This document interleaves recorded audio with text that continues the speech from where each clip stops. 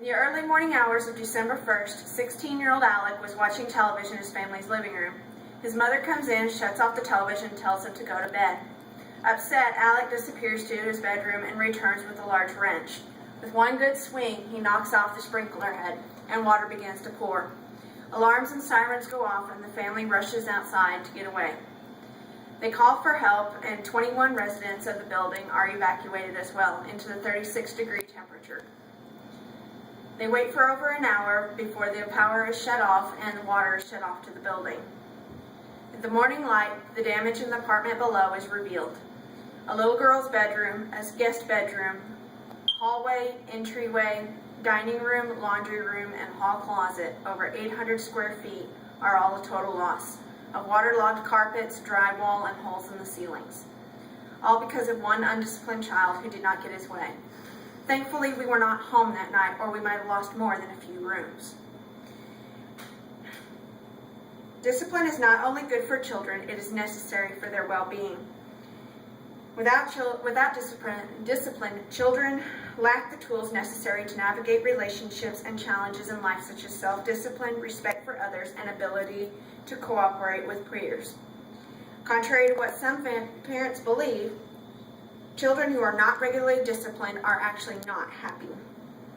In fact, failure to discipline children often results in children who are unhappy, angry, and maybe even resentful. To help those around him, a child who is undisciplined can be a nuisance and has trouble making friends.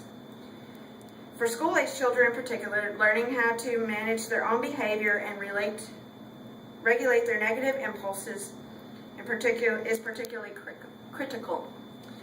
In elementary school children heading into adolescence and the turbulence of teenage years, they are much more likely to successfully navigate challenges and temptations if they are properly disciplined.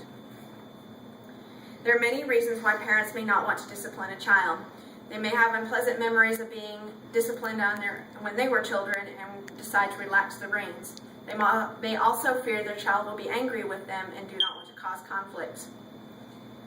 And still others don't have the time to devote and energy to the task of disciplining children. But the fact is, discipline is not without creating conflict to your child or lashing out in anger. Child discipline, when done correctly, is not about trying to control your child, but about showing her how to control her own behavior and emotions.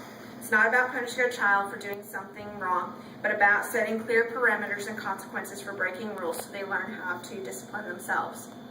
A child has been taught right from wrong and has a solid sense of what is negative and positive behavior will know when she has done something wrong. They will want to behave correctly out of desire to be a good citizen and member of society instead of because they fear punishment. Children who are undisciplined will lack self-control. They will not respect their parents or authoritative figures. They will not know how to behave appropriately. They are willful, selfish, and generally unpleasant to be around. They do not have the social skills that are important for making friends, such as empathy, patience, and knowing how to share. They will be more likely to engage in negative behaviors that are harmful, even potentially dangerous to themselves and others around them, and they will be very unhappy.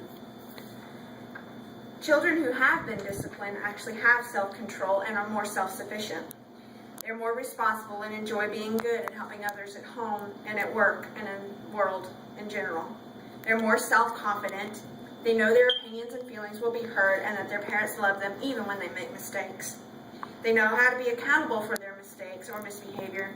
They're more likely to make good choices because they want to, not because they're afraid of being punished. They're pleasant to be around and have a much easier time of making friends.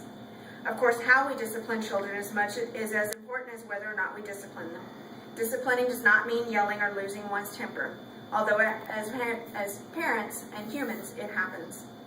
The key to positive child discipline is keeping your cool and giving yourself time out if you need it, so you can communicate with your child calmly about what is and what is not acceptable behavior, and how you can make better choices and learn from his mistakes.